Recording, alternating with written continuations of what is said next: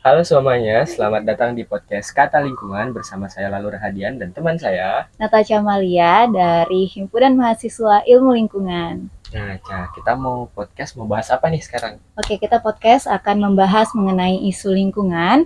Tentu saja kita tidak berdua ya. Nah, kami mengundang teman-teman dari mahasiswa ilmu lingkungan. Oke, tanpa lama-lama langsung kita sambut saja tamu-tamu kita.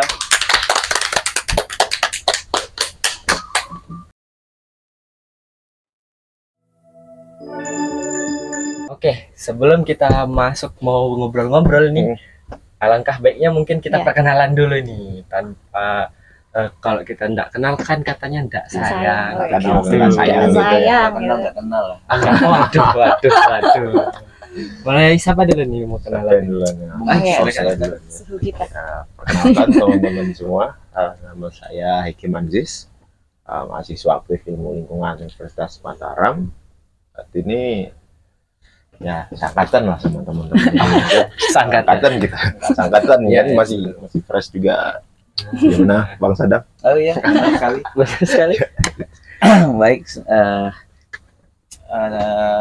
apa nih ya? Oh, perkenalan. Kenalan. Nanti teman-teman nanya gitu Baik, gimana? perkenalkan nama saya Ahmad Sadam Kazimi. Saya adalah mahasiswa ilmu lingkungan angkatan tahun 2022, mungkin sama seperti Bang Eki, ya kan? Sangkatan kan tadi ya. Benar. Apalagi informasi yang baru saya berikan, kayaknya udah itu aja cukup untuk pengenalan awalnya. Teman-teman kalau mau lebih kenalan lagi nanti kita cantumin IG-nya ya. Oh ya. Boleh. Sebelum kita masuk ke pembahasan utama kita nih, kita mau tahu nih teman-teman, ilmu lingkungan itu apa sih Menurut kalian? kalian? Mungkin Bang Eki dulu. Saya duluan. Iya. Boleh. Oke, ya, menurut sepemahaman saya ya, selama kuliah sebagai mahasiswa ilmu lingkungan, sebenarnya kami di ilmu lingkungan itu basically itu merupakan anak atau turunan dari program studi biologi, akan tapi kita bahasnya itu dari semua lini, nggak cuma abiotiknya. Kalau prodi yang lain kan biasanya itu bahasnya abiotik, biotik kayak begitu. Cuma kita plusnya itu kalau orang bilang ABC, nah C itu adalah kultur. Ya, jadi sosial kita masuk, kemudian abiotik pun kita masuk. Jadi ya bisa dibilang kita holistik lah untuk ilmu lingkungan seperti itu. Gimana, saudara? Ada yang namanya, intinya itulah, ada banyak hal yang kita bahas di ilmu lingkungan ini, yang terutama terkait dengan lingkungan. Dan juga poin yang paling saya highlight di ilmu lingkungan ini adalah yaitu gimana cara kita tetap membuat lingkungan kita yang ada sekarang ini bisa bertahan hingga besok bisa dinikmati oleh anak cucu kita nanti. Itu mungkin poin yang paling tepat yang saya rasa kenapa kita belajar ilmu lingkungan, atau alasan kenapa ilmu lingkungan itu ada. Berarti berkelanjutan. Ya, berkelanjutan. Di ilmu lingkungan ini sudah ada belum sih kegiatan atau aktivitas teman-teman ya, yang pribadi lah atau yang secara di kampus ya, yang teman-teman sudah lakukan untuk menjaga lingkungan. Yang teman-teman maksud tadi itu. Siapa dulu? Saya dulu. Iya. Dulu. Kalau dari segi kami pribadi, yaitu tadi di mana kalau dulu kita biasa gitu kan, makan minum apa yang segala macam pakai kemasan gitu kan, pakai kresek plastik yang nggak begitu. Sekarang justru lebih dikurangi. Bagaimana kita menekan angka sampah, timbulan sampah itu tadi lah. Setelah kami masuk di ilmu lingkungan, ternyata kami menyadari bahwasanya permasalahan sampah ini nggak ada habisnya. Iya, nggak ada habisnya. Nah, cuma bagaimana kita secara pribadi, secara manusia, makhluk sosial itu ada kesadaran lah. Oke, mungkin sampah nggak akan ada habisnya, tapi sedikit tidak kita ngambil bagian untuk jadi orang, atau bahkan yang lagi ngetrennya sekarang itu orang bilang agent of change itu tadi. Agent of change. Kita di kampus juga bahkan karena beberapa kegiatan himpunan juga, kegiatan kampus baik itu perkuliahan ataupun kegiatan di luar perkuliahan yang bentuknya mungkin sifatnya yang plastik kita hindari. Kita mulai dari pakai tumbler kayak begini nih misalkan nih. Ya kan kita ada kegiatan kita pakai tumbler, bawa tumbler. Kalau makanan kita bawa bekal sendiri, gitu betul, kan. betul. Kayak berasa lagi, ya kayak kita masih anak kecil gitu lah. Kayak bawa bekal. Ya, bawa bekal makanan dari rumah, yang kayak begitu kesadaran yang kayak begitu sebenarnya itulah yang diperlukan untuk kita sekarang, sehingga untuk membuat kesadaran itu ada, menimbulkan kesadaran itu tadi salah satunya cara ya kita masuk di program studi ilmu lingkungan kayak begitu mungkin kira-kira kurang lebih. Jadi salah satu program dari ilmu lingkungan ini juga menjadikan mahasiswanya itu lebih aware, lebih aware sama isu-isu lingkungan gitu. Iya, karena kayak yang saya bilang tadi, awalnya kita bukan mahasiswa ilmu lingkungan, tapi setelah masuk ilmu lingkungan ada labelnya ternyata kita mahasiswa ilmu lingkungan, otomatis kita harus mau nggak mau kita jaga lingkungan, karena kan secara label ilmu lingkungan aja kita masa iya sih ada anak lingkungan lah gitu, kayak begitu ya. Mahasiswa ilmu lingkungan dia pencemari lingkungan, dia buang sampah sembarangan kayak begitu kan. Jadi ada sedikit rasa malu lah. Iya, betul. Ketika label itu disematkan ke kita. Jadi itu yang membuat secara nggak langsung, meskipun itu mungkin kesannya agak memaksa, tapi kan pelan-pelan nanti akan jadi kebiasaannya betul. Bisa karena terbiasa. Nah, kalau dari Sadam sendiri ini bagaimana? Mungkin apa yang udah saya alami ketika saya masuk ilmu lingkungan ini adalah seperti tidak jauh beda yang dikatakan oleh Bang Eki tadi.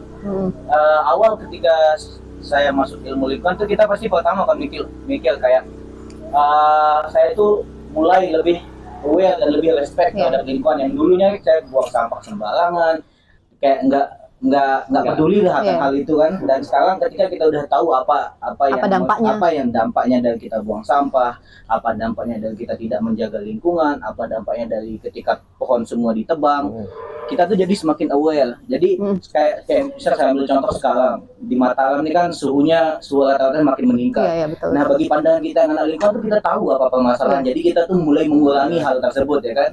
Sedangkan kalau bagi masyarakat awam yang nggak mengerti itu, dia bakal bilang, oh ini mungkin emang lagi musimnya panas. Sedangkan kita kan mengerti dari sisi intelektualnya kalau itu tuh disebabkan oleh penebangan, pembangunan yang tidak berkelanjutan. Seperti dan juga makanya itu kita kemarin mungkin bisa kita mention tahun 2023 acara himpunan kita yang dimana ada kegiatan di mana kita tuh melakukan konservasi. Nah, konservasinya itu ada di daerah ekowisata Bagi Kembar yang dimana kita tuh melakukan penanaman mangrove. Penanaman mangrove di sini kan kalau kita lihat secara intelektualnya di saat dimana itu kan mangrove merupakan salah satu tumbuhan yang penyerapan karbon tertinggi. Jadi tujuan dari kita penanaman mangrove itu adalah untuk membuat bank karbon ya kan, bank karbon sebanyak mungkin agar bisa menurunkan suhu yang ada di bagian pesisir, menurunkan suhunya. Kenapa kita perlu menurunkan panas suhu di bagian pesisir? Yang pertama itu bakal berdampak buruk bagi ekosistem pesisir itu sendiri. Yang pertama, kalau kita lihat dari terumbu karangnya ada yang namanya coral bleaching. Coral bleaching itu kan seperti yang kita udah pelajarin di mata kuliahnya, coral bleaching itu adalah pemutihan terumbu karang. Jadi itu adalah indikasi bahwa terumbu karang itu sudah mati atau tidak sehat. Terumbu karang yang sehat itu memiliki warna-warna yang banyak. Jadi kalau teman-teman nemuin terumbu karang yang warnanya putih doang, itu udah berindikasi terumbu karang itu udah rusak atau udah mati. Nah, itu kemarin salah satu latar belakang kita mengusung konservasi penanaman mangrove di ekowisata Bagi Kembar untuk meningkatkan bank karbon yang ada di NTB ini sekarang. Berarti kegiatannya di program studi ilmu lingkungan ini banyak banget ya? Ya, kurang lebih kami sebenarnya kalau menyoroti terkait dengan kegiatan, jadi kita kan kayak teman-teman kita nih kan ada himpunan tuh ya kan. Jadi kita di kelas kita sudah belajar teori terus seperti itu. Nah, cuma sekarang bagaimana penerapannya ke masyarakat? Nah, disitulah kita mulai berkegiatan untuk membawa namanya himpunan, Himailing lah, kita bilang Himailing, himpunan mahasiswa ilmu lingkungan. Jadi berbagai macam kegiatan telah kita lakukan, mulai dari segi konservasi seperti tadi yang dibilang oleh Sadam tadi, penanaman pohon mangrove itu. Jadi sebelum itu terlaksana, kami juga sempat melakukan beberapa kegiatan sebelumnya. Boleh diceritain dikit? Ya, kalau kemarin itu kan konsepnya itu lah kegiatan Himaling Hajatan itu, Iya. Himaling hari jadi tahunan lah, gitu kan. Cuma Seperti Dies Natalis. ya Dies Natalis lah, implementasi Dies Natalis itu kita sebutnya Himaling Hajatan. Kegiatan-kegiatan sebelumnya yang kami sempat lakukan itu, kalau di tahun pertama, dulu tahun pertama pun sama, kita mengadakan penanaman pohon juga. Cuma konsepnya lebih berbeda dengan tahun yang tahun 2023, tahun yang kedua lah gitu kan, hajatan yang kedua. Kemudian di tahun pertama juga kita sudah melaksanakan bersih-bersih pantai, beach clean up. Ya, kita sempat mengadakan itu. Kita sudah berkegiatan ya kurang lebih ya mungkin ada sekitar 2 atau 3 tahun lah kita sudah berkegiatan yang tentunya kita melibatkan nggak cuma mahasiswa, dosen, tapi juga kami mencoba untuk melibatkan masyarakat. Salah satunya kemarin kita open volunteer untuk di kegiatan Himaling Hajatan itu. Jadi kami merasa bahwa kesadaran masyarakat terkait dengan pentingnya lingkungan itu sudah mulai tumbuh. Iya, sudah mulai ada gitu kami rasakan. Nggak seperti waktu baru-baru nih. Misalkan kayak waktu dulu baru pertama kali kita berkegiatan itu cuma kita aja nih. Cuma mahasiswa ilmu lingkungan aja. Cuma ya berapa lah 15-20 orang gitu. Itu yang terlibat dari masyarakat ya. Mahasiswa aja, tapi lama-lama kami mencoba untuk berkegiatan, kami mempromosikan ke masyarakat terkait dengan ilmu lingkungan, terus pentingnya lingkungan juga. Akhirnya ada feedback, ternyata kami mendapat dukungan dari masyarakat sekitar yang ada di waktu itu, kalau nggak salah di Sekotong, kita berkegiatan di Sekotong. Ya, di Sekotong, masyarakat Sekotong juga antusias menyambut kegiatan kami. Dan juga kita ternyata di luar dugaan, teman-teman yang dari Mataram nih, di luar ilmu lingkungan. Di luar ilmu lingkungan ternyata rame juga, ternyata datang juga. Sampai kami pun heran, ternyata sudah mulai ada gitu loh. Jadi nggak cuma masyarakat sekitar kegiatan kita aja, ternyata ada yang berani jauh-jauh datang dari Mataram, datang ke Sekotong. Itu kan kira-kira kurang lebih 1-2 jam perjalanan itu. Dan jalannya waktu itu jalannya juga medannya yang juga yang seperti itu. Ternyata ya kami bersyukur dengan adanya kegiatan-kegiatan kecil itu bisa menumbuhkan rasa kepedulian masyarakat terhadap lingkungan. Karena kalau bukan masyarakat yang aware, kalau kita hanya mengandalkan dari stakeholder pemangku kebijakan saja, itu kan susah. Karena ketika pemangku kebijakan menetapkan suatu peraturan, otomatis yang akan melaksanakan itulah kita, masyarakat yang di bawah. Nah, tapi kalau masyarakatnya belum teredukasi, bagaimana? Akan balance itu kan antara regulasi yang dikeluarkan dengan apa yang diterapkan oleh masyarakat. Jadi kami mencoba untuk mengedukasi masyarakat, gitu kan. Hal-hal kecil itu kami rasa itu perlu untuk dilakukan, pendekatan-pendekatan kecil itu perlu untuk dilakukan karena masyarakat kan akan beda-beda golongannya, beda-beda pemahamannya juga. Kan seperti itu yang kami rasakan di selama kami berkegiatan ilmu lingkungan. Iya. Dan ternyata edukasi itu juga berhasil. Sangat berhasil, malah banyak implementasi. Iya, karena kami juga bukan hanya sekedar berkegiatan di lapangan, tapi kita juga mencoba untuk dari aspek medianya juga, dari media sosial juga kami terus kampanyekan bagaimana pentingnya ilmu lingkungan dari Instagramnya ilmu lingkungan, dan begitu pun juga dengan Instagram pribadi kita di ilmu lingkungan. Jadi kita coba untuk dari segala lini, nggak cuma langsung terjun ke masyarakat, tapi kita juga coba mulai dari media sosial. Terus juga kami setiap waktu ada kalau kita kan di Mataram nih ada Car Free Day kan, betul. Kita juga sempat sebulan sekali kita jadwalkan untuk teman-teman turun kampanyekan lingkungan, pentingnya lingkungan. Sembari di situ juga kami rasa bahwasanya masyarakat ini ternyata tidak semuanya masih bisa teredukasi. Tidak semua yang memandang serius terkait lingkungan sendiri, tapi tidak semua juga yang memandang remeh hal tersebut. Jadi yang kita incar tuh orang-orang yang tidak memandang remeh hal tersebut, itulah yang jadi sasaran utama kita untuk melakukan edukasi atau bisa dibilang sosialisasi ya. Karena kita ini cuma kita mengajarkan masyarakat yang dimana nanti kan pemerintah menurunkan kebijakannya ketika yang kayak dibilang tadi Bang Eki, kalau pemerintah menurunkan kebijakannya sedangkan masyarakatnya tidak teredukasi dengan benar, maka kebijakan itu akan percuma. Ya, Bisa dibilang percuma, bisa dibilang percuma, bisa bilang bakal tidak berjalan sama sekali malah. Karena kan kultur di masyarakat yang sekarang kita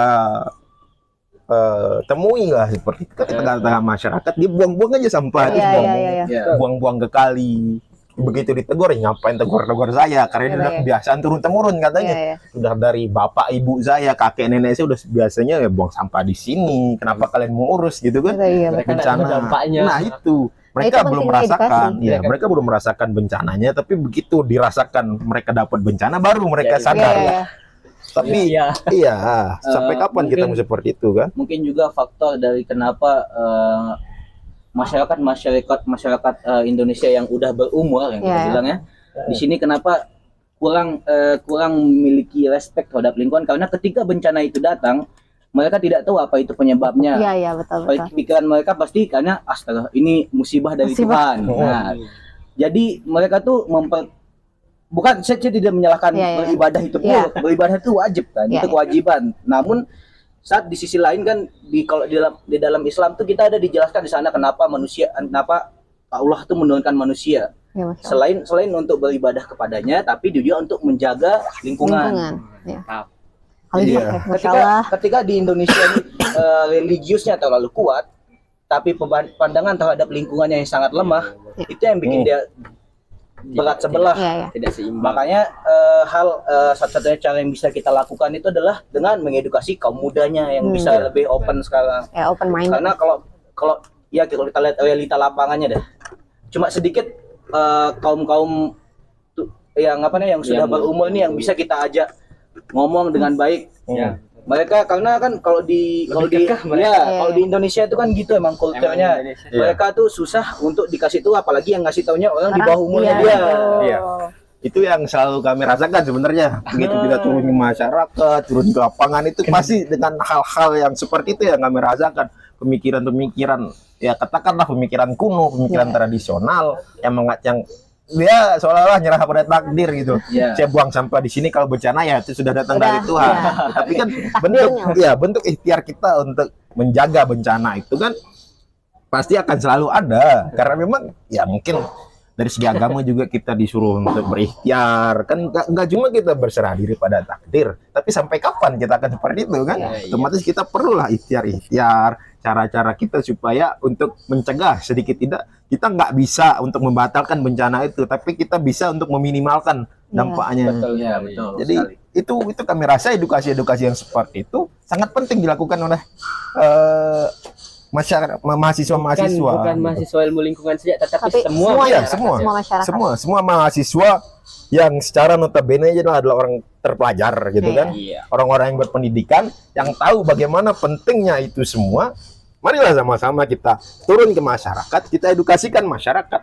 Karena kalau nggak seperti itu ya bagaimana? Kan seperti itu, akan sampai kapan masyarakat ini akan dibiarkan dalam konsep atau dalam pemikiran menyerah pada takdir itu tadi, yang seperti tadi dibilang Sadap itu.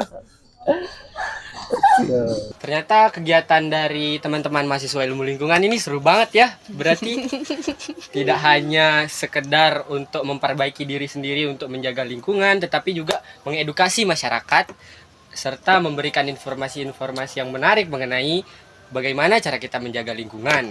Seperti itu ya. Iya, karena kan ya label mahasiswa kan secara tidak langsung dia akan turun ke masyarakat. Jadi dari perguruan tinggi itu kan pengabdian terhadap masyarakat salah satunya. Jadi kita hanya mencoba untuk mengimplementasikan itu dan kita korelasikan terkait dengan tugas utama kita sebagai mahasiswa untuk melakukan pengabdian ke masyarakat, dan juga kita hubungkan juga dengan lingkungan. Jadi supaya balance lah antara sosialnya, lingkungannya. Jadi ya tetap masuk seperti itu.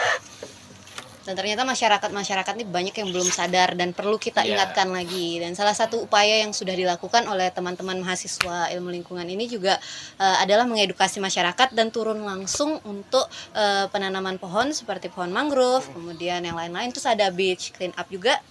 Terus banyak upaya-upaya yang lain Ya, juga. karena kan kita juga nggak bisa hanya sekadar memberi sosialisasi seperti berupa ilmu. Iya, Kita iya, juga betul, perlu menyontohkan itu kan, agar masyarakat, kan di masyarakat ini kan nggak semuanya yang bisa paham hanya dengan penjelasan. Iya, betul. Ada yang butuh Tindakan. tindakan dicontohin seperti ini loh, kita menjaga lingkungan ini termasuk gitu. Jadi ya kita berusaha semaksimal mungkin lah untuk memaksimalkan kemampuan kita mengimplementasikannya ke masyarakat agar bisa untuk kita masyarakat tuh lebih aware terhadap lingkungannya itu.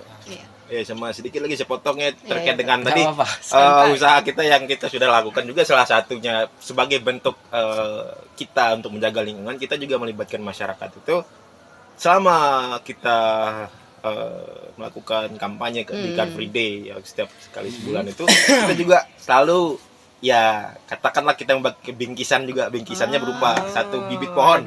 Ya, setiap orang itu kita kasih satu bibit pohon, jadi supaya sama-sama kita menjaga lingkungan, karena juga bukan hanya kita saja yang akan tinggal di sini, bukan hanya kita saja yang akan menikmati kan. Jadi generasi-generasi penerus kita selanjutnya juga pasti akan merasakan hidupnya di lingkungan, hidup di dunia ini. Nah, makanya supaya mereka akan hidup dengan nyaman, hidup berkelanjutan, makanya kita butuh usaha-usaha seperti itu. Bukan hanya mahasiswa saja yang kita libatkan, tapi juga masyarakat mencoba untuk kita libatkan sama betul. sebagai ya makhluk sosial lah kita bilang untuk kehidupan kita selanjutnya. Gitu lah. Wah, menarik banget ya. Berarti tadi Sempat kita singgung beberapa mengenai masalah isu lingkungan. Tadi Adam sempat menyebutkan adanya coral bleaching Ya. tadi, terus ada Eki Sampah. menyebutkan sampah, terus ada tadi penebangan pohon.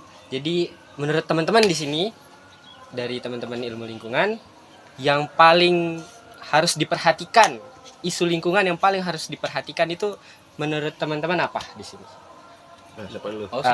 Eki dulu ya. Ya, Bang Eki aja duluan. Lebih Jangan lebih suruh. Kita lah, Bos. Kulturnya. Kita sama. Sumuran kita. Sumuran kita guys ya. Oke, jadi balik lagi ke topik terkait dengan isu lingkungan yang saat ini marak.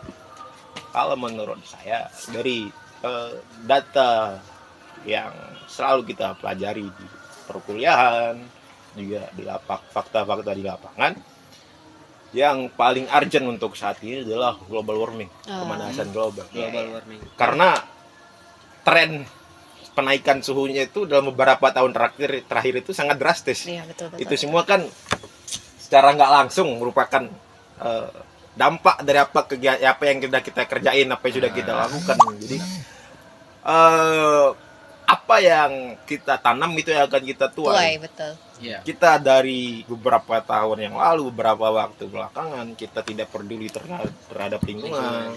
Kemudian sekarang lingkungan Sudah memberikan alam dampak ya. Alam ngasih tahu bahwa ini loh, saya lagi rusak ini. Iya, Ini akibat feedbacknya. Jadi ini akibat perbuatan kalian yang kayak begini. Nah, sekarang ini loh saya kasih kalian. Nah, setelah terjadi hal yang seperti itu, barulah masyarakat ini ternyata kelihatannya aware, mau mencoba untuk membuka diri, untuk lebih peduli terhadap lingkungan. Dan juga permasalahan-permasalahan isu-isu lingkungan ini menurut saya dalam beberapa waktu ke depan itu memang menjadi hal yang memang krisis yang perlu sekali untuk kita bahas, karena juga mendukung cita-cita pemerintah untuk 2050 untuk zero karbon.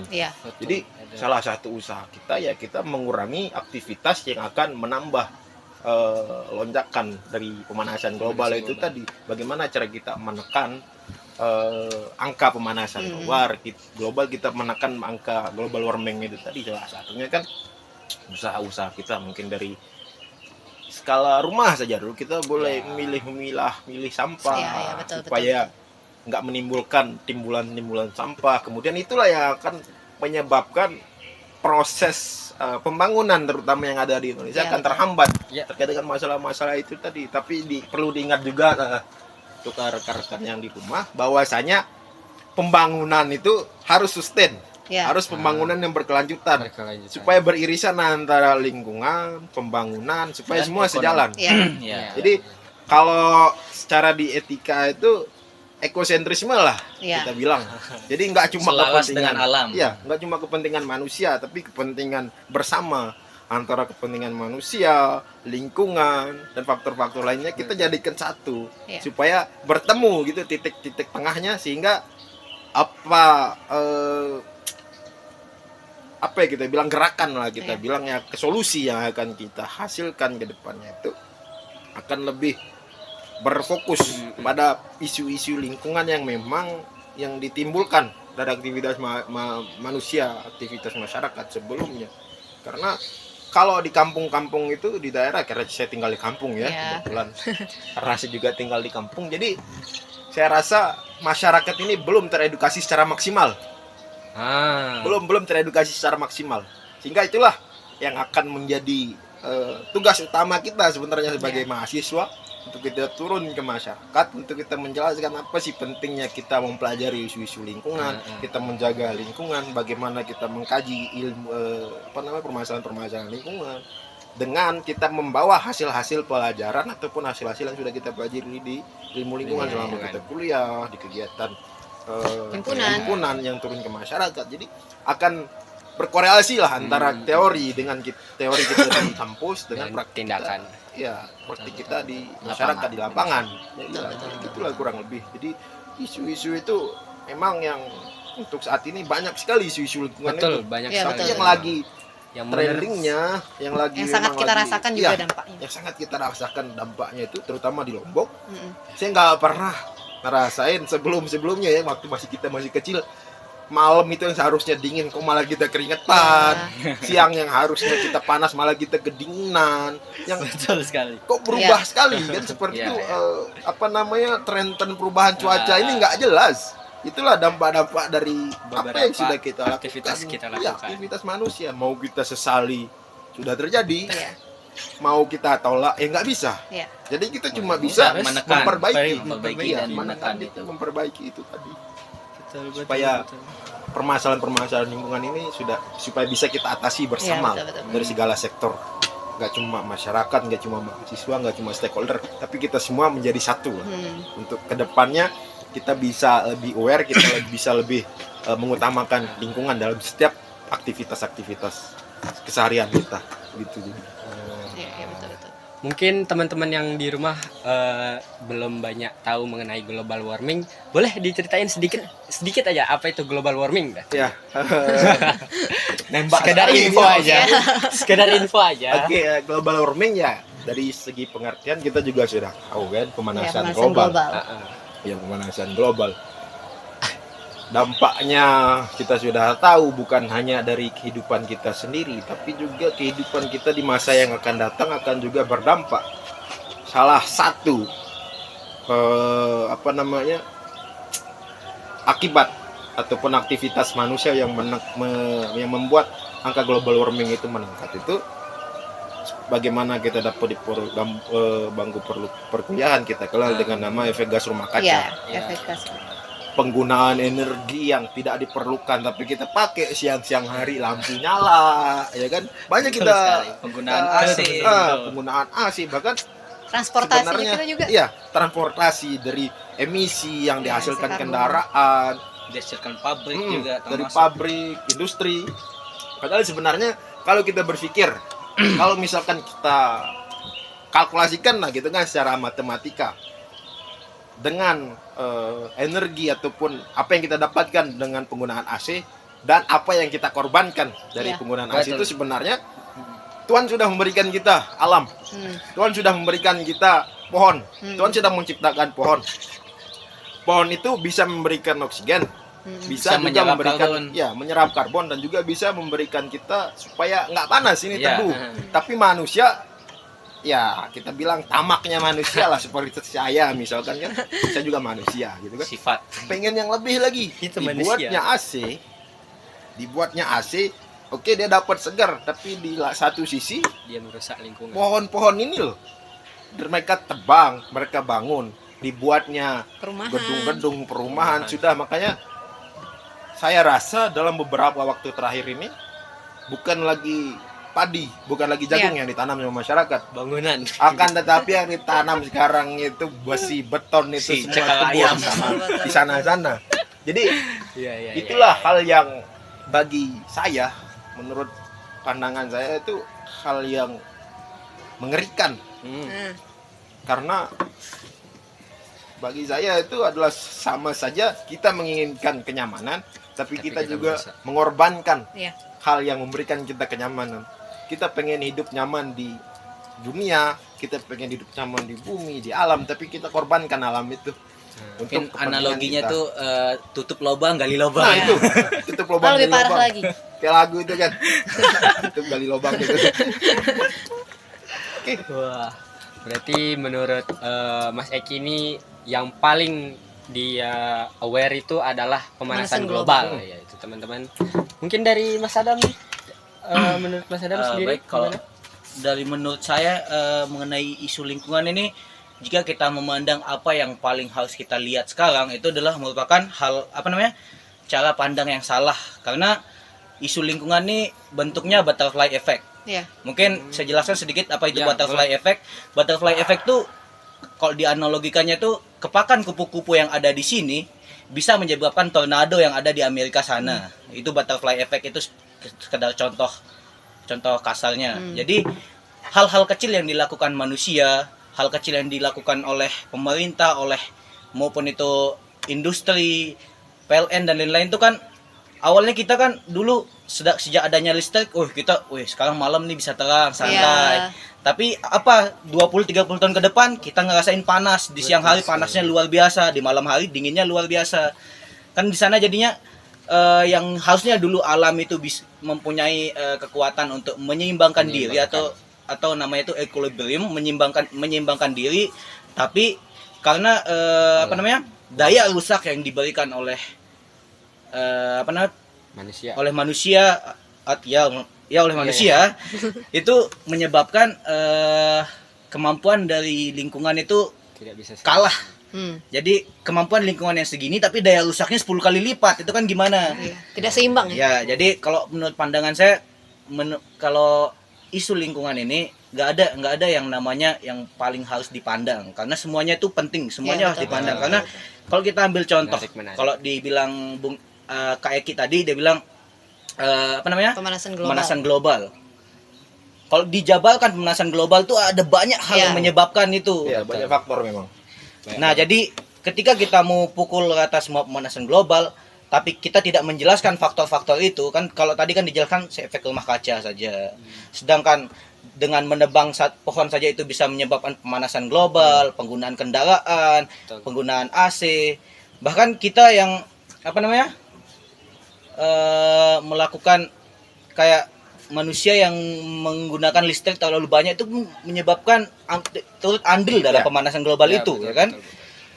Yang dimana kita tahu PLN di Indonesia ini kebanyakan menggunakan batu bara sebagai bahan bakarnya, yang dimana selain emisinya sangat destruktif dan juga melepas zat CFC atau karbon yang tadi Iya, sangat banyak yang turut penyebab utama. ambil penyebab utama dari Pemanasan global ini. Dan juga dampak dari pemanasan global itu mungkin tadi yang belum dimention sama Bang Eki. Yang pertama itu kan tadi meningkatnya suhu rata-rata bumi. Tadi kan saya sudah jelaskan juga pertama kalau lingkungan itu punya loh cara untuk menyembuhkan diri sendiri. Dengan cara itu dan caranya sendiri, tapi karena pemanasan global ini sudah terlalu parah, seperti yang kita tahu sekarang kan pengikisan gletser yang ada di Antartika itu semakin habis. Sebenarnya banyak orang nggak tahu apa fungsi dari Antartika itu. Antartika itu penyeimbang iklim bumi sebenarnya. Dengan sekarang Antartika yang habis-habisan mencair, air laut mulai naik, dan datanglah krisis iklim, yang dimana iklim tidak bisa tebak, sekarang hujan, besok panas, sekarang hujan, besok panas. Mungkin kalau kelama-lamaan bisa-bisa turun salju di Indonesia. Jadi hal itulah yang dibilang kalau mau dibilang semua yang mana yang paling urgent, enggak ada. Semuanya urgent. Betul. Jadi kalau dari pandangan kita tuh semuanya ini harus urgent. Jadi kita juga nggak bisa memulai dari kita mahasiswa lingkungan aja. Karena kan di alam nih kita hidup bersama-sama. Kalau kita yang memulai tapi orang lain tidak ikut juga, Iya. buat apa ya kan? Iya, betul. sekali. Jadi mungkin untuk teman-teman di rumah yang ada di rumah, saya harapkan ayolah mulai untuk lebih aware lagi dengan lingkungannya, karena ini juga permasalahan lingkungan yang sekarang ini mungkin belum bisa kita rasakan terlalu parah lagi di umur kita yang segini, tapi kita tidak tahu Ya. umur kita yang Kedepannya. kedepannya anak cucu kita bakal ngerasakan seperti apa, karena Mungkin lebih parah. krisis lingkungan itu bisa memusnahkan satu peradaban. Hmm. Mereka bilang dinosaurus itu dimusnahkan oleh turunnya meteor. Iya. Sebenarnya kan meteor itu adalah meteor itu kan hanya turun, jatuh dan menyebabkan kerusakan yang masif. Iya. Nah, kerusakan yang masif itu mengakibatkan krisis iklim. Hmm. Tidak adanya pangan, tidak adanya makanan, semua hewan mati. Jadi tumbuhan mati. Jadi saat itu kan krisis iklim lah yang mengambil peran yang lebih besar dalam memusnahkan peradaban dinosaurus lah namanya. Peradaban itu. Jadi jika kita terus-menerus meremehkan yang namanya permasalahan lingkungan ini, maka kita harus siap-siap dengan konsekuensi. Kalau kita nih hal itu bakal kembali pada kita, maka lingkungan itu akan anggap kita remeh juga. Dimana ketika lingkungan itu menganggap kita remeh, maka akan sangat gampang kita dihancurkan oleh lingkungan. Bayangkan gempa aja harus bisa menghancurkan satu kota sekaligus. Gempa di Lombok ya teman-teman ya kemarin itu ya. Jangankan di Lombok aja, di Palu itu. Hmm. Jadi setiap hal kecil yang kita lakukan tuh kita harus perhatikan, karena sebagaimanapun kecilnya kayak buang sampah, satu sampah ini cuma Iya. satu ini, itu pasti ada efeknya. Entah Iya. itu Betul kapan akan sekali. muncul, tapi pasti ada efeknya, karena semua hal yang kamu lakukan oleh tanganmu akan kembali ke kamu sendiri. Itu sedikit dari saya. Tambah sedikit lagi sih baru ingat ya. Silakan. Jadi kita kan Indonesia itu negara yang besar, Iya. ya. Iya. Betul. Betul Negara yang sekali. besar dari Sabang sampai Merauke lah katanya itu ibaratnya itu dari Sabang sampai Merauke. Berpulau-pulau. Ya banyak sekali pulau, sehingga kadang saya itu bingung, kita negara besar tapi kok masih ngestak di situ-situ Iya. saja, Nah, terutama terkait dengan masalah isu-isu lingkungan ini. Mhm. Saya pikir kita merdeka, kita merdeka dari tahun 1945, Iya. tapi sampai sekarang 2024 hanya segelintir orang yang saya lihat dia peduli terhadap lingkungan. Dan bahkan mohon maaf kalau bisa saya spill sedikit, orang-orang yang peduli terhadap lingkungan ini pun kadang Masih. masih dibenturkan juga dengan peraturan-peraturan, sehingga betul. kapan negara ini akan bisa maju seperti negara-negara lain yang mengutamakan lingkungan dalam berkehidupannya. Salah satunya itu, kalau nggak salah teman-teman bisa cek ya, ada namanya negara atau kota Rwanda. Itu negara itu dulunya dia itu krisis pada tahun 90-an, kalau nggak salah 90 atau 80-an dia masuk negara yang krisis, terjadi genosida di situ. Tapi oleh pemerintah pada saat itu mencoba untuk menyatukan visi misinya mereka bersama dengan masyarakatnya. Bagaimana mengutamakan lingkungan dulu. Kepentingan manusia itu ntar belakangan dulu. Lingkungan dulu. Karena kepentingan manusia itu akan berefek nanti, akan ngikut nanti begitu selaras dia. Ya, lingkungan. Ketika Betul, lingkungan kita utamakan, pasti akan ngikut di belakangnya. Ya. Itu masih ada kepentingan manusia yang juga disokong. Nah, itulah yang mencoba disatukan pemahaman oleh pemerintah Rwanda pada saat itu bersama dengan masyarakatnya, sehingga dalam jangka waktu 20 atau 30, kalau nggak salah 20 atau 30 tahun, Rwanda menjadi kota terbersih di dunia. Salah satu kota terbersih di dunia. Dalam jangka waktu 20-30 tahun. Tapi Indonesia sudah merdeka 70 tahunan, kita belum sama sekali melihat perubahan, keinginan berubah dari masyarakat. Makanya saya kalau boleh bilang, ayolah kita sama-sama hilangi persepsi, buang persepsi kita yang menyerah pada takdir itu tadi. Hilangkan persepsi bahwasanya ini sudah takdir dari Tuhan, ini sudah pemberian dari Tuhan. Kita coba gunakan prinsip ataupun paradigma yang sedikit modern, yang dimana lingkungan adalah bagian dari diri kita. Iya. Ketika lingkungan itu sakit, maka kita kehidupan kita pun akan sakit. Hmm. Sekarang krisis pangan sudah mulai terlihat di kota-kota yang sudah mulai pemerintah mencari pasokan Ya. bahan makanan dari luar, mendatangkan dari luar. Sedangkan Indonesia ini kaya. Alam Indonesia ini ada Tapi masih negara yang mengimpor. kaya. Iya. Iya. Tapi saya bingung. Itu memang sedikit tidak masuk akal. Ya, bagi saya itu sangat tidak masuk akal. Negara sekaya Indonesia memiliki bentangan alam yang sangat luas, kok kita masih kekurangan pangan? Itu semua kan tidak terlepas dari sebenarnya ya tugas kewajiban kita sebagai Betul, manusia, masih- masyarakat Masih Indonesia ada hubungannya khususnya. dengan pangan. Ya? Iya. Karena ketika kita menuntut pemerintah untuk melakukan pembangunan, untuk melakukan pembaruan dari segi infrastruktur, tapi dari segi masyarakatnya belum teredukasi. Iya. Masyarakat belum tahu, belum paham bagaimana cara merawat infrastruktur itu, bagaimana merawat apa yang sudah dibangun oleh pemerintah. Jadi saya rasa tuntutan masyarakat ini terlalu banyak sebenarnya kepada pemerintah untuk membangun itu dulu. Iya. Karena kalau menurut Makanya. saya ya, mohon maaf, bukan tuntutan yang terlalu banyak, tapi nggak balance antara yang diinginkan dan Sama juga yang dengan apa yang dilakukan dibutuhkan. oleh masyarakat. Iya. Masyarakat nih pengen negara maju kayak Amerika misalkan, teknologinya maju, berkembang segala macam. Tapi dari segi masyarakatnya sendiri tidak ada edukasi untuk masuk ke sana. Tidak ada proses pencerdasan lah kita bilang. Sebagaimana cita-cita negara kan, cita-cita bangsa ini mencerdaskan kehidupan bangsa. Tapi satu janji. iya, proses pencerdasan ini belum sampai ke tengah-tengah masyarakat yang bahkan sampai ke pelosok itu tadi. Hanya masih oke lah di sekitaran ekonomi itu berputar, sekitaran ekonomi itu hanya di situ saja proses edukasi itu. Tapi Ya, yang sampai ke pelosok ini nggak pernah. Iya.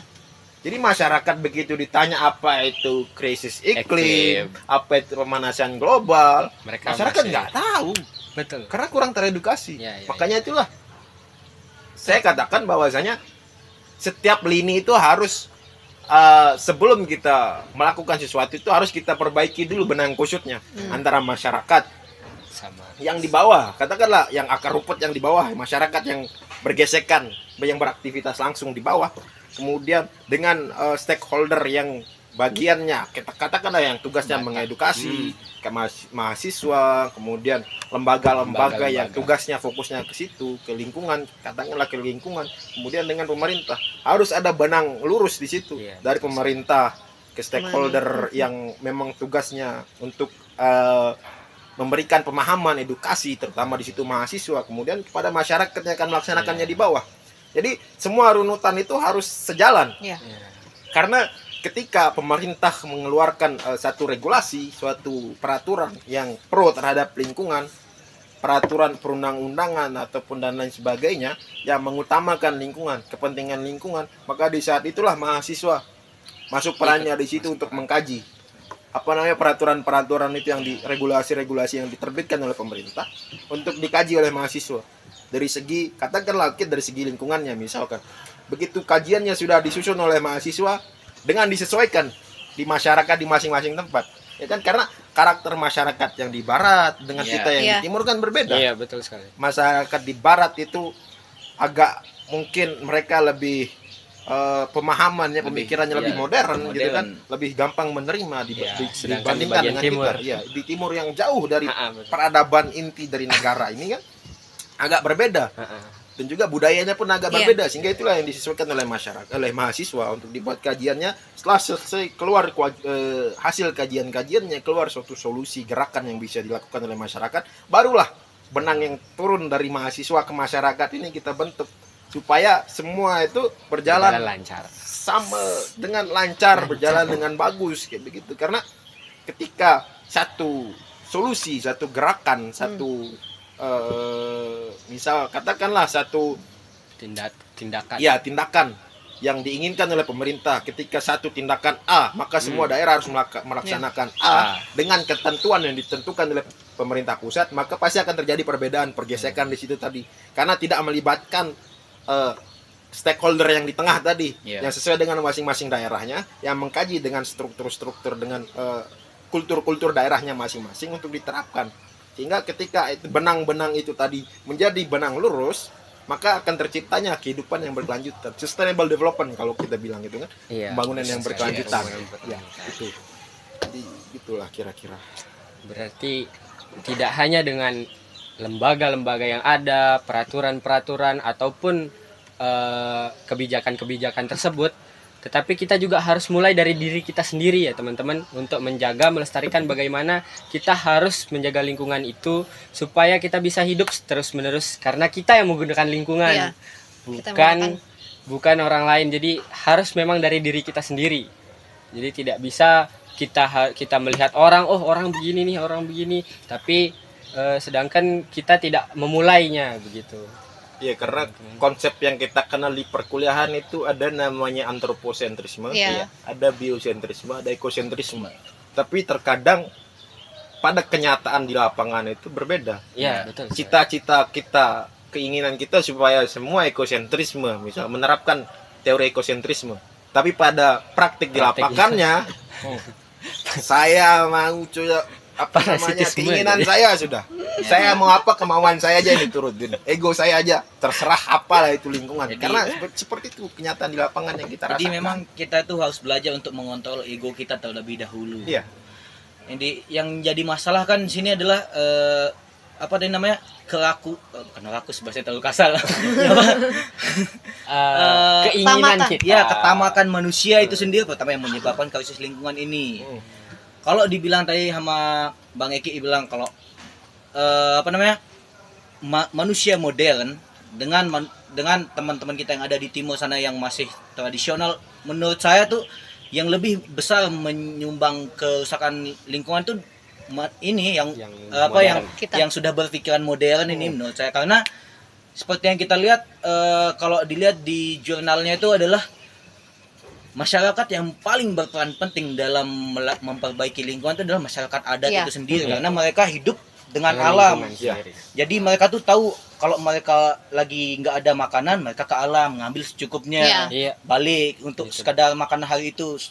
Kalau orang modern ini beda, dia tuh mengeksploitasi. Iya. Seperti yang kita tahu, bahkan Indonesia ini sudah hilang kebanggaan akan sebagai paru-paru dunia. Iya. Kalau kita baca kemarin-kemarin ada terbit jurnalis dari mana ya?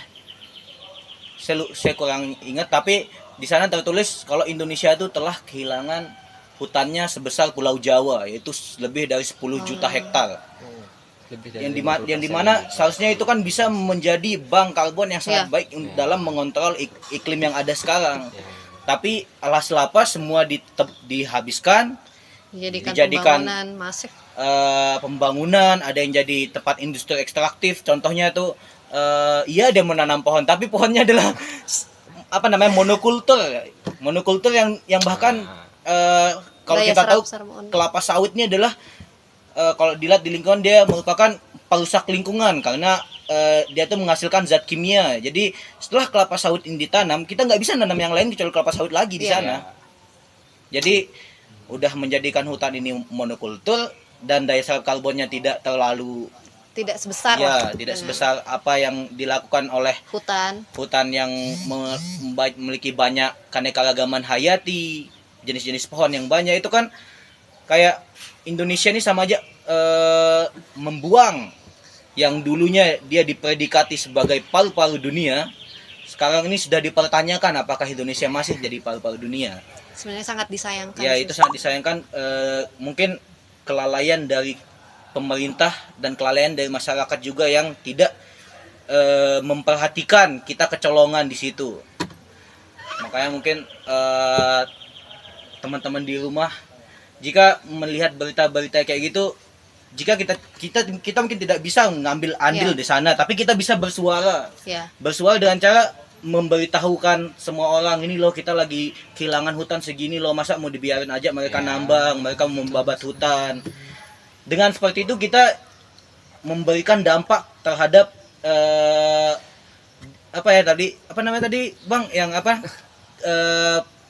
persatuan perubahan, memberikan perubahan dari yaitu dari masyarakat yang tidak tahu jadi tahu, oh iya ternyata dulu yang hutan kita banyak ternyata udah hilang lebih dari sebesar Pulau Jawa kalau ditotalin gitu kan.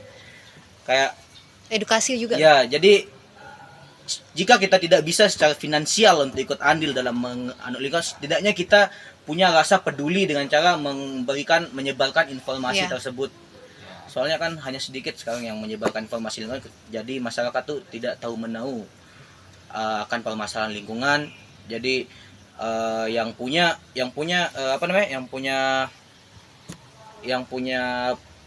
apa sih namanya? Yang Ide. harusnya bertanggung jawab atas kerusakan Nah. lingkungan itu tidak terekspos. di Iya, sana. iya. Jadi itulah salah satu fungsi mungkin dari media sosial. Mungkin teman-teman bisa kalau menemukan masalah-masalah isu-isu lingkungan bisa di-share aja di media sosial tuh. Itu walaupun orang bakal ngelihatnya cuma satu kali 2 detik, tapi ada kok satu Ya. atau 2 orang yang membaca itu sampai habis. Iya, betul.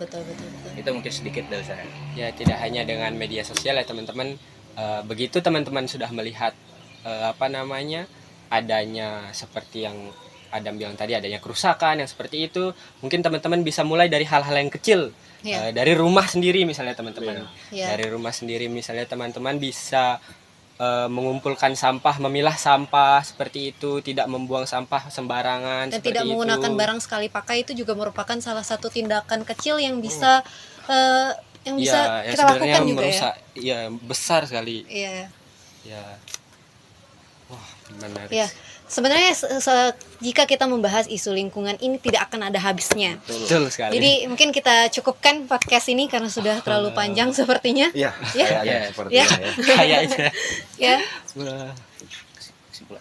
Jadi kesimpulannya sebenarnya dari isu-isu lingkungan yang sudah kita bahas, yang paling kita rasakan juga salah satunya adalah pemanasan global.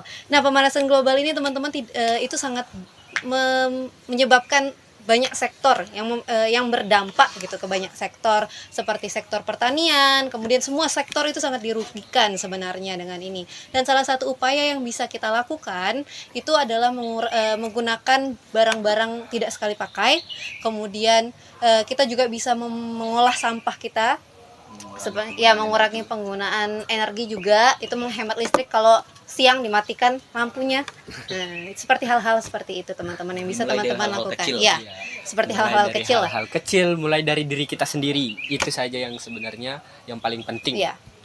Mungkin sekian saja podcast hari ini teman-teman. Mungkin ada dua patah kata dari teman-teman ilmu lingkungan kita ini. Mulai dari siapa dulu? Bung Eki Atau saya dua-duanya? Pak Bung Eki aja. Waktu saya nih kalau mau Boleh. Oke. Sekali nggak apa-apa. Ya, baik. Jadi mungkin sedikit pesan dari saya terhadap teman-teman yang di rumah, jangan pernah lagi untuk pasrah terhadap keadaan. Iya. Berusahalah untuk terus ikut andil dalam melestarikan lingkungan ini. Jadi karena hal ini bukan cuma kita aja yang bisa ngelakuinnya. Karena kalau kita ngelakuin cuma anak-anak, para akademisi, para ahli aja yang berusaha melakukan itu, maka itu tidak ada yang namanya kesuksesan, itu namanya percuma. Jadi saya harap dari output dari podcast ini membuat teman-teman semua itu jadi aware terhadap menjaga lingkungan dan lain-lain, karena dimana yang kita tahu kita hidup di sini bersamaan dengan lingkungan, berdampingan, di sini kita hidup sama-sama. Jadi kita tidak bisa hanya memikirkan diri kita sendiri. Mulai sekarang cobalah untuk memikirkan lingkungan juga. Silahkan, Wah, mungkin mantap bisa sekali. lanjut dari Bung Eki. Ya. Oke, ada sebuah cerita singkat. Itu ada seorang legenda filsuf lah kita bilang dari India, namanya Mahatma Gandhi. Mungkin teman-teman tahu ya. Iya. Ada sebuah kisah inspiratif dari Mahatma Gandhi. Itu ketika ada seorang ibu mengeluhkan kepada Mahatma Gandhi bahwa anaknya, kurang lebih kalau nggak salah itu anaknya, dia kok susah dibilangin, kok dia bandel dibilangin, terus dia juga kadang sakit-sakitan, anaknya hidupnya ya sakit begitu kan, sakit sembuh. Ternyata setelah dilihat oleh Mahatma Gandhi, anaknya ini ternyata banyak makan garam. Anaknya ternyata kebanyakan makan garam, makanya dia jadi kayak begitu. Sehingga dibilang oleh Mahatma Gandhi, kamu pulang besok pagi datang ke rumah saya. Seperti itu dia bilang Mahatma Gandhi. Terus seperti itu, pada suatu ketika kurang lebih 1 atau 2 minggu, Mahatma Gandhi bilang ke anak itu, kamu berhenti makan garam. Dia bilang gitu Mahatma Gandhi kepada anaknya. Dan anak itu pun nurut. Dia nurut sama Mahatma Gandhi. Sedangkan ketika ibunya yang bilang dia nggak mau nurut, dia dibilangin nggak bisa dibilangin kan. Begitu Mahatma Gandhi yang suruh dia berhenti makan garam, anak itu berhenti makan garam. Kenapa bisa seperti itu? Selama anak ini tinggal bersama Mahatma Gandhi, ternyata Mahatma Gandhi nggak makan garam dulu. Dia nggak makan garam selama beberapa hari itu tadi, beberapa minggu itu tadi, sehingga ketika dia bilang ke anak itu pun akan nurut. Kenapa?